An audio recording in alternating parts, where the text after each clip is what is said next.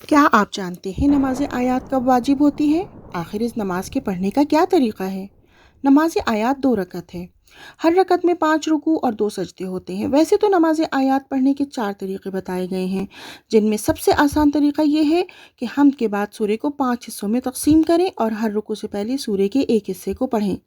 مثلا سورہ قدر کو دیکھتے ہیں جس میں 5 آیات ہیں۔ اگر کوئی بڑا سورہ لیں تو سورہ کو کچھ اس طرح 5 حصوں میں تقسیم کریں کہ آخری 5ویں رکوع سے پہلے سورہ کا آخری حصہ بھی پڑھ لیا جائے۔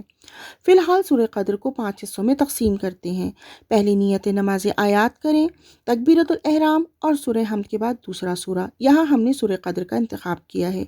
ہم کہیں گے بسم اللہ الرحمن الرحیم انا انزلناہ فی لیلۃ القدر۔ ذکر رکوع پڑھیں، کھڑے ہو جائیں۔ اب سورہ کا دوسرا حصہ وما ادراک ما لیلۃ القدر، دوسرا رکوع اور ذکر رکوع، تیسرا حصہ اور اسی طرح تیسرا رکوع کریں اور آخری رکوع کے بعد سجدے میں جائیں گے اور دوسری رکعت بھی اسی طرح انجام دے کر نماز پوری کریں گے۔ یاد رہے بسم اللہ سورہ کا حصہ شمار نہیں ہوگا۔ یہ بھی پتہ ہونا چاہیے کہ نماز آیات جماعت کے ساتھ بھی پڑھ سکتے ہیں، البتہ ضروری نہیں کہ اذان و اقامہ بھی پڑھا جائے۔